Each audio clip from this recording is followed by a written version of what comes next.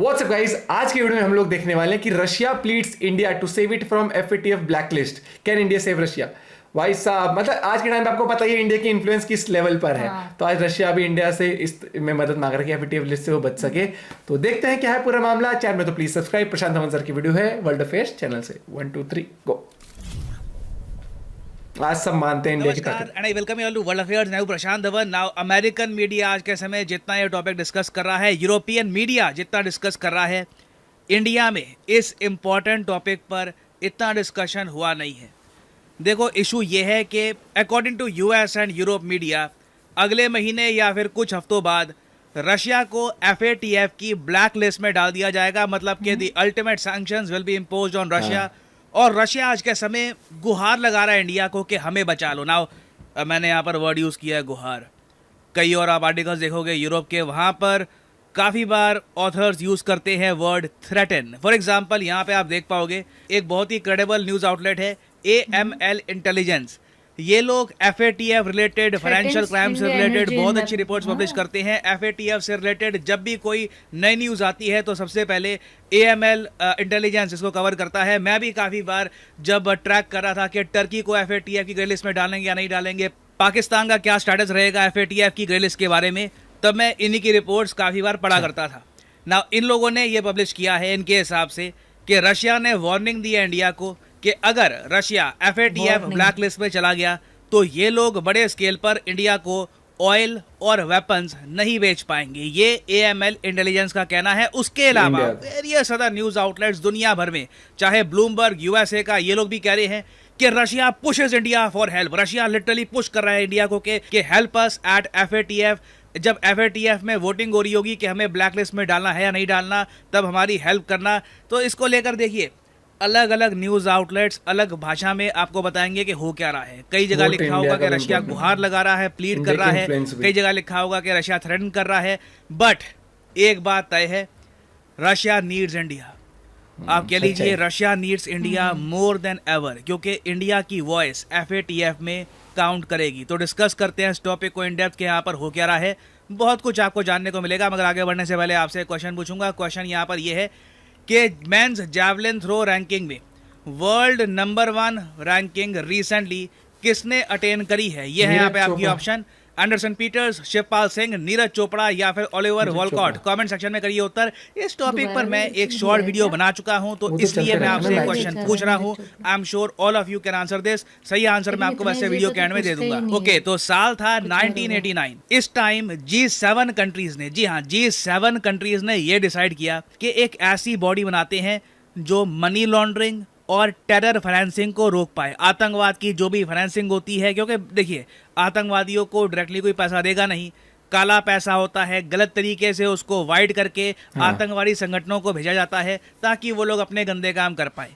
तो एफएटीएफ बनाया गया था 1989 में G7 कंट्रीज द्वारा, ताकि इस पूरे प्रोसेस पर रोक लगाई जाए। नाउ एफएटीएफ ने ओवर द ईयर्स अपनी तरफ से ठीक ठाक काम किया। ऑब्वियसली आतंकवाद बिल्कुल रुका नहीं है, ना आतंकवाद की फाइनेंसिंग रुकी है, मगर एफएटीएफ ना होता तो पॉसिबिलिटी है कि कई और इनोसेंट जाने जाती। तो उस हिसाब से मैं कहूँगा एफएटीएफ ने लंबे समय से एक बहुत अच्छा काम किया है, स्पेशली इनकी ब्लैक लिस्ट और ग्रे लिस्ट ने। क्योंकि जब G7 कंट्रीज ने एफएटीएफ को बनाया और बाद में कई और कंट्रीज ने भी एफएटीएफ को ज्वाइन किया, इंक्लूडिंग इंडिया, रशिया, चाइना, तो एफएटीएफ के मैकेनिज्म में ना एक सर्टेन पॉइंट ये था कि जो भी देश टेरर फाइनेंसिंग को बढ़ावा देगा या फिर टेरर फाइनेंसिंग को नहीं रोकेगा या फिर उस कंट्री में बड़े स्केल पर मनी लॉन्ड्रिंग होगी, तो उस देश को एफएटीएफ दंडित करेगा, या तो ग्रे लिस्ट में डालकर या फिर ब्लैक लिस्ट में डालकर। और इंडिया में आप सब लोग जानते होंगे पाकिस्तान की वजह से एफएटीएफ ग्रे लिस्ट काफी न्यूज में रहती थी। पाकिस्तान तो खैर एफएटीएफ ग्रे लिस्ट में नहीं रहा, मगर इनका मित्र मुल्क टर्की आज भी एफएटीएफ ग्रे लिस्ट में है, रिप्रेजेंट कर रहा है पाकिस्तान को ऑलमोस्ट, आप कह सकते हैं यहाँ पर। और फिर अगर हम बात करें एफएटीएफ ब्लैक लिस्ट की, तो ब्लैक लिस्ट में आज के समय सिर्फ 3 देशों को डाला है। आप नाम से समझ सकते हैं ब्लैक लिस्ट ज्यादा डेंजरस होती है ग्रे लिस्ट से। एक बार एक देश ब्लैक लिस्ट में चला गया तो आप मान लीजिए पूरे ग्लोबल इकोनॉमिक सिस्टम से ना वो देश कट हो जाता है। आप कंट्रीज देखिए ब्लैक लिस्ट में कौन कौन सी है आज के समय।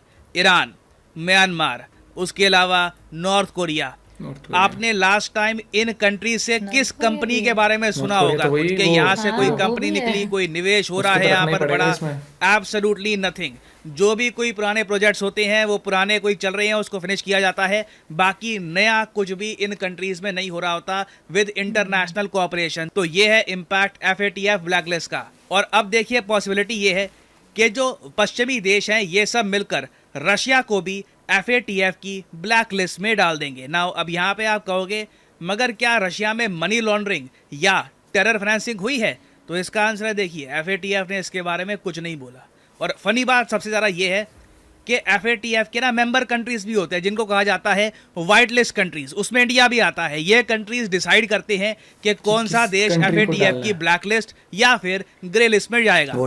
यहाँ पे आप देख पाओगे FATF मेंबर में इंडिया भी आपको मिलेगा, USA भी है। और कुछ ही महीने पहले फरवरी के आसपास FATF मेंबर की लिस्ट में रशिया का भी नाम हुआ करता था। तो फरवरी से लेकर अब हम यहाँ पर मई में आ गए और अब FATF के हिसाब से पहली बात तो रशिया FATF का मेंबर नहीं है। जी हाँ, इस पर मैंने वीडियो बनाई थी आज से कुछ महीने पहले और इस वीडियो में मैंने आपको बताया था कि रशिया को FATF के ग्रुप से निकाल दिया गया है। अब रशिया ना वोटिंग कर सकता है FATF में, ना रशिया की बात सुनी जाएगी। और इस वीडियो में मैंने आपको बता दिया था कि इवेंचुअली पॉसिबिलिटी है कि रशिया को FATF की ब्लैक लिस्ट में भी डाला जाएगा। ना रशिया ये बात बिल्कुल समझता है कि इनके पास टाइम बहुत कम बचा है। इवेंचुअली जो FATF के मेंबर कंट्रीज़ हैं यहाँ पर वोटिंग होगी, सलाह मशवरा किया जाएगा और इवेंचुअली रशिया को ब्लैक लिस्ट में प्लेस कर दिया जाएगा। इस प्रोसेस में ना रशिया को अभी भी उम्मीद दिख रही है। हालांकि मैं ये कहूँगा आप FATF मेंबर देख लीजिए, ज़्यादातर प्रो US कंट्रीज आपको मिलेंगे। Australia, Belgium, Canada, G7 countries तो खैर ऑब्वियसली यहाँ पर हैं ही। उसके अलावा स्वीडन, यहाँ पे साउथ अफ्रीका, मेक्सिको, लक्समबर्ग, यहाँ पे आप ग्रीस देख सकते हैं। उसके अलावा ब्राजील, ऑस्ट्रिया, इन सब कंट्रीज को ज़्यादातर प्रो US कंट्रीज माना जाता है। मगर का ये मानना है कि इंडिया, चाइना समेत कई और कंट्रीज अगर रेजिस्टेंस दिखाते हैं, क्योंकि अगेन यहाँ पर GCC जो कंट्रीज हैं, गल्फ कोऑपरेशन काउंसिल, वो भी इन्वॉल्व है, सऊदी अरेबिया भी यहाँ पर मेंबर है। उसके अलावा हांगकांग की अलग से मेंबरशिप है यहाँ पर, चाइना की अलग से मेंबरशिप है। तो चाइना के आप कह लीजिए 2 वोट है यहाँ पर। तो ये सब चीज़ें देखकर रशिया को एक उम्मीद है कि ये सब मित्र मुल्क देश हो सकता है USA पर इतना प्रेशर डाल दे कि रशिया इस बार बच जाए। मगर सिंस प्रो US कंट्रीज उस ग्रुप में इतनी ज़्यादा है और उस ग्रुप के हेडक्वार्टर्स भी आप देख लीजिए फ्रांस में है, मुझे लगता है कि बहुत ही ज़्यादा कम पॉसिबिलिटी है कि रशिया बच पाएगा FATF ब्लैक लिस्ट। ये अगले महीने हो सकता है, 6 महीने बाद हो सकता है। इवेंचुअली मेरे हिसाब से रशिया को FATF की ब्लैक लिस्ट में डाल दिया जाएगा। नाउ US ऐसा क्यों कर रहा है? देखिए FATF ब्लैक लिस्ट के साथ बहुत सारे एडिशनल सैंक्शंस रशिया पे लग जाएंगे। कोई भी फॉरेन कंपनी रशिया में निवेश नहीं करना चाहेगी, चाहे किसी भी देश की हो। इन्वेस्टमेंट जब रुक जाएंगी तो ऑब्वियसली रशिया की जो इकोनॉमिक प्रोग्रेस है ये भी नेगेटिव में चली जाएगी। और उसके बाद देखिए USA का लार्ज प्लान ये है कि रशिया को ना जो टॉप 20 कंट्रीज हैं उससे बाहर निकाला जाए, क्योंकि बाइडन ने बहुत टाइम पहले कहा था कि ये लोग चाहते हैं कि G20 ग्रुप से रशिया को किक करके, मतलब लात मारकर निकाल दिया जाए। G20 ग्रुप से निकलने के लिए बहुत ही इंपॉर्टेंट है कि रशिया की जो GDP है ना इन नॉमिनल टर्म्स, ये रफली मैं कहूँगा 900 बिलियन से लेकर 800 बिलियन डॉलर्स के आसपास चली जाए। अभी के लिए ये 2 ट्रिलियन डॉलर्स के आसपास है।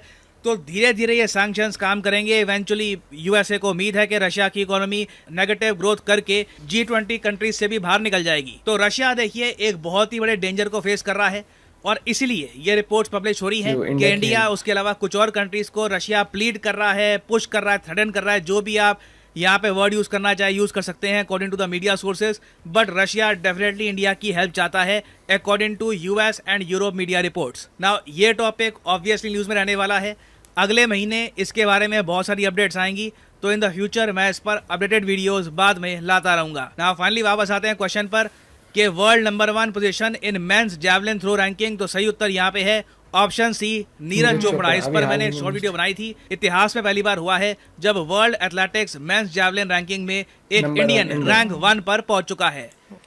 मुझे लगता है कि FATF की लिस्ट में तो ग्रे या ब्लैक में जाएगा रशिया। क्यों? क्योंकि जो मेंबर्स की लिस्ट है उसमें प्रो US सपोर्टर्स हैं। प्लस उसके बाद अगर बात करें, अगर इंडिया साथ भी देता है, अगर चाइना भी थोड़ा सा प्रेशर बनाने की कोशिश करता है, 2-3 कंट्रीज में, फिर भी कम पड़ जाएंगे। मेजोरिटी, वो वोटिंग हमेशा मेजोरिटी की होती है ना, कि अगर 20 कंट्रीज है उसमें से कितना बीच में से अगर 11 भी अगेंस्ट हो गई तो हो गया, हाँ। गड़बड़ हो गई वहीं पर। वही चीज़ है। और रशिया कहीं ना कहीं देखो वॉर का हर जाना भरना पड़ता है, और ये वॉर जो करा है रशिया ने यूक्रेन के साथ उसका ही है कि क्योंकि लेकिन दोगलापन भी आप देख सकते हो यूरोपीय कंट्रीज का। डायरेक्ट ऑयल लेने की जगह इंडिया जो रिफाइन कर रहा है लेके उसको ले रहा है वो।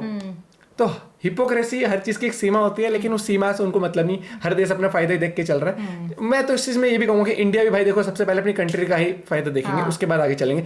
लेकिन यहाँ पर सबसे पहले तो अभी मैं कहूंगा ये वॉर जितना जल्दी एंड हो जाए उतना ही रशिया के लिए भी बेटर होगा, यूक्रेन के लिए तो होगा ही, रशिया के लिए भी बेटर होगा, क्योंकि अब सैंक्शंस लगते जा रहे हैं, लिस्ट में डल जाएंगे, ब्लैक लिस्ट में डल गए तो भैया बहुत चीजें, क्योंकि आपकी इकोनॉमी बिल्कुल मतलब कि कोई कंट्री आके इन्वेस्ट ही नहीं कर सकती आपके वहां पर, कोई कारोबार नहीं कर सकते। और उसके बाद आपका बिजनेस ये लगा लो, आप अपने ही लोगों में अपनी चीजें बेच रहे हो, वो कहाँ तक ही हो पाएगा, क्योंकि फॉरेन करेंसी नहीं आएगी, इन्वेस्टमेंट्स नहीं आएंगी, तो वो हैम्पर होती है कंट्री की overall growth, GDP growth effect, GDP effect होगी। और वो यश क्या कह रहा हूँ मैं, यूएसए तो चाहता ही है कि G20 कंट्री से बाहर कर दे उनको, और वो होगा ही तब जब उनकी जीडीपी को इस तरीके से हिला देंगे जैसे कि वो मतलब वो रिकवर करने में उनको बहुत टाइम लगेगा वहां से, क्योंकि यूएस तो है ना ये गेम्स खेलने में एक्सपर्ट है वो तो। एक्सपर्ट है। आपका क्या पॉइंट ऑफ व्यू इस बारे में? बाकी मुझे लगता है कि अगर रहेगी बात तो इंडिया यहाँ पर मतलब बोलेगा इंडिया कि नहीं उनको मत डालो सीजन, क्योंकि वो ये चीजें बताएगा इंडिया कि उनकी इकोनॉमी कोलैप्स हो सकती है, इकोनॉमिक इफेक्ट बहुत बुरा होगा, नेगेटिव इंपैक्ट पड़ेगा जीडीपी पर, हर एक चीज।